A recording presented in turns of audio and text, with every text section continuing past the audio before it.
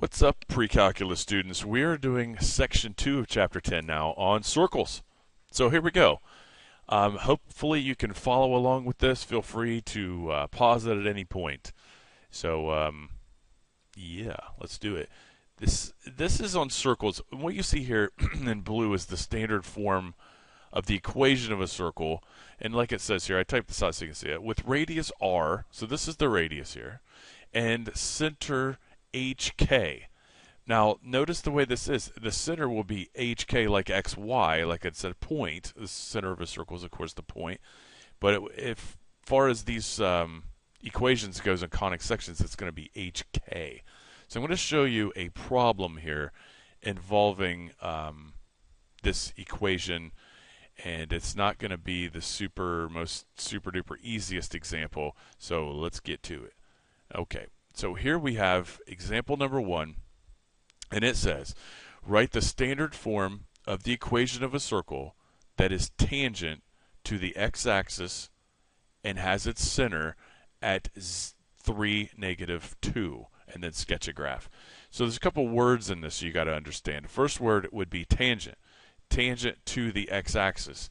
So, you know, if you don't know what tangent is, if you have a basic circle, it's where a circle hits a line in one point. So it just like bumps up against it. It doesn't, this line doesn't pass through it like that. It hits it once. So it's tangent, the circle is tangent to the x-axis and has a center at 3, -2. And notice I say here, then sketch a graph. I think it's important to start off sketching the graph. So let me try to do that for you. Okay, so we'll do our x-axis here. We'll do our work here and our math on the other side. Okay, here's a nice little xy axis. Not that we need these arrowheads, but now they're there. And we're going to plot the center at 3, -2. 3, -2. And again, we're not building parts for the space shuttle, but try to be as neat as you can here as far as this. So I don't think you need graph paper to do any of this. So here's our center. This is HK. That is 3, -2 HK. And our circle is going to be tangent to the x-axis. Here's the x-axis. That means this circle is going to hit this part right here. Now, I'm going to do my best to draw a circle that does that in red. Let's try it.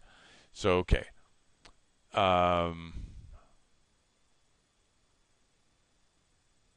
Let me try that again. Maybe. And we'll try that again. Don't worry, I'll get it. Okay. Something like that right there. Here's a circle that is tangent to the x-axis. It has a center of 3, -2. Our graph is done. The question is, how big is the radius? Because it doesn't tell us that. We have to figure that out. The radius, of course, goes from the center to the edge. So it's just that distance right there. Now, how far is that? The class should be screaming 2 right there. So radius equals 2. You have to figure this out sometimes. Sometimes it'll be given in the problem, but sometimes you're going to have to figure this out. Now, if we come back to the standard form, it is, I'll just write it one more time here. You should write this every single time you do a circle problem. X minus h squared plus y minus k squared equals r squared. Now notice that's r squared. Now our r is 2. So we're going to plug everything in there carefully, very, very carefully. So we have x minus h. Now our h is 3, so that's -3. You got to watch these signs here. Plus y minus k. Now our k is -2, so that's going to be y, watch it, minus, and then -k. So that's minus -2, which is going to make that +2, and I think that's okay to do that. That tilde plus sign right there, again, tells me that I've taken 2 negatives and made a positive. Equals r squared. Our r is 2, so that's going to be 2 squared, and of course, we don't want to express it like that. We express it x minus 3 squared plus y plus 2 squared equals 4. And that, my friends, is the final answer. That is the standard form of an equation of a circle that is tangent to the x-axis, and there's its graph. Hopefully that made sense. The next example you're going to see is going to be much more complicated, so enjoy that one as well. You guys have a good day.